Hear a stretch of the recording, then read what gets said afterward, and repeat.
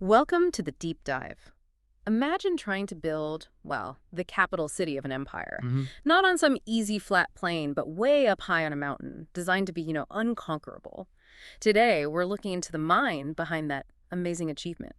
Hiroji Indulkar. He was the chief architect for Chhatrapati Shivaji Maharaj. Yeah, it's interesting. When we study the Maratha Empire, we often talk about the battles, the big leadership moments.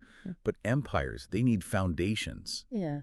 literally. Secure places to govern from, ways to feed everyone, Mhm. and defenses that, well, actually work against tough enemies. Absolutely. And that's exactly where Hiroji Indulkar fits in, this deep dive. It's based on the sources you've shared with us. They really help us understand the huge, but maybe sometimes overlooked role of this master builder.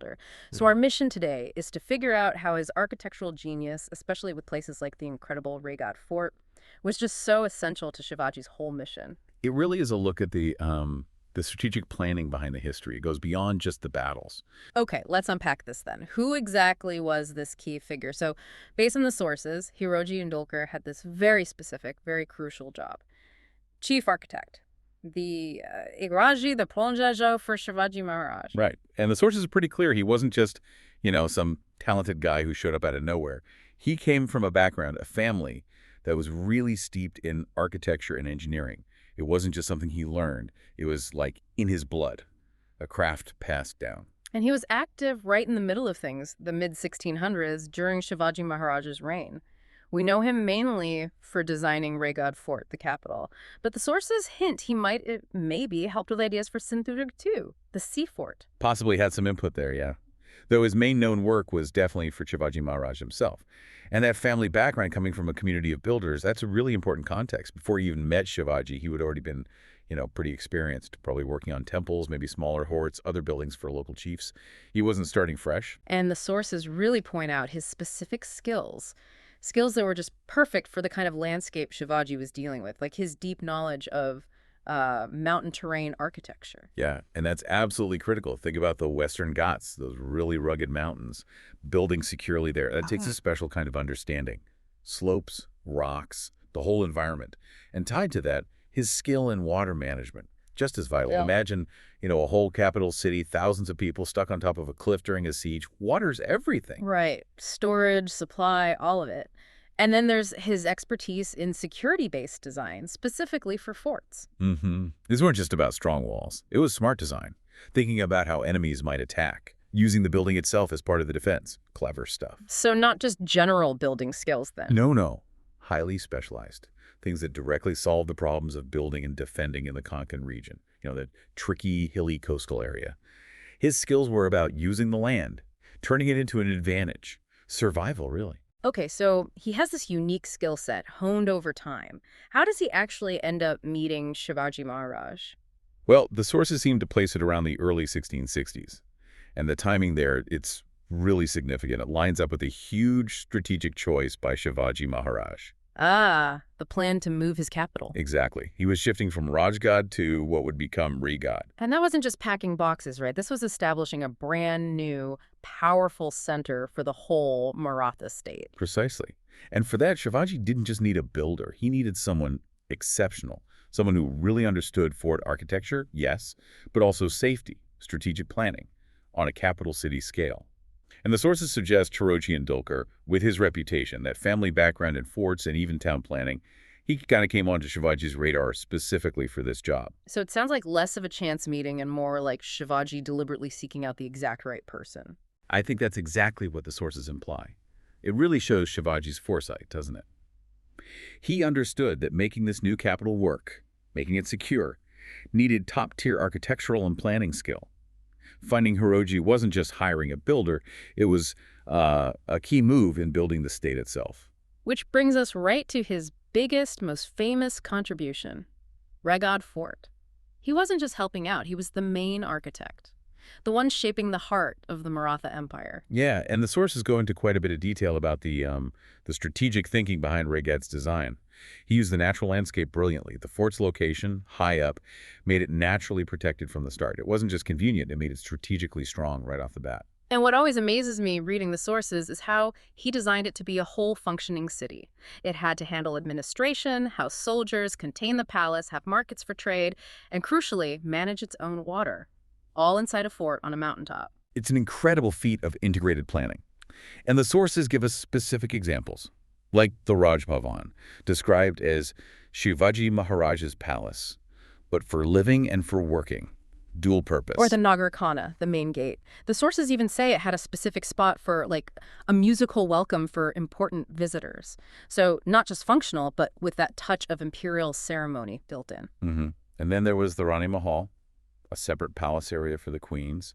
Shows planning for different needs, different residents within the fort. Okay, here's where, according to the sources, it gets really interesting. The marketplace. Described as a two-sided road market system. Now, why is that such a big deal? Well, think about it. You're on a cramped mountaintop. Space is limited. Right. This structured layout, it didn't just look neat. It maximized that space, allowed for organized trade, which is vital if you're cut off in a siege, and probably helped manage crowds and security, too. And those water tanks. Described for drinking, bathing, collecting that essential rainwater. That system was the fort's lifeline. Absolutely essential for holding out during a long siege. Reliable water. Wow. What's fascinating here really is how all these pieces fit together. He wasn't just designing separate buildings. He was designing a whole resilient, working city inside a fortress. And, the inclusion of the Jageshwar temple near Shivaji's own samadhi, that shows the cultural and spiritual side was integrated too. So beyond the living spaces, his brilliance really shone in the actual defenses, the fortifications. The sources talk about things like hidden escape routes. Vital, I imagine, if things got really bad. Absolutely critical for contingencies. And the walls themselves weren't just straight lines. He used angled defenses. Imagine trying to climb that wall. Defenders on the next section over could fire down on you. Creates a lethal crossfire. Makes a direct attack much, much harder. Incredibly costly for attackers, yes. And strategically placed watchtowers giving overlapping views, covering blind spots. And the sources stress the real-world effect of all this, right? Raigad survived a lot of attacks. It did. Numerous attacks by major powers, like the Mughals and the Siddhis from Janjira. The architecture itself was a massive part of the defense strategy. It was just strong, it was smart. Precisely. The design aimed to make attacking incredibly difficult, not just absorb blows. And while Raigad is the main focus, the sources do mention he might have helped with initial ideas for Sindhudurg fort. The sea fort. Yeah, which suggests his strategic mind wasn't just limited to mountain forts. Though, as the sources note, Kanhoji Angri was the big name there later on. Still, that potential early input from Indulkar is interesting. So if we try to pull it all together, what's the legacy of Hiroji Indulkar based on these sources? What's the big picture? Well, the sources really paint him as a true master of fort architecture. They stress his smart use of local stone, his mastery of slope engineering, making buildings work with the steep mountain slopes, not against them.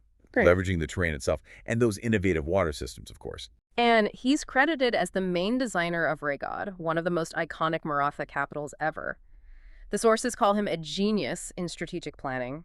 His designs balancing defense and, well, city life seem way ahead of their time. Definitely. And he was clearly respected in Maratha history, known as Shivaji Maharaj's chief planner, chief architect.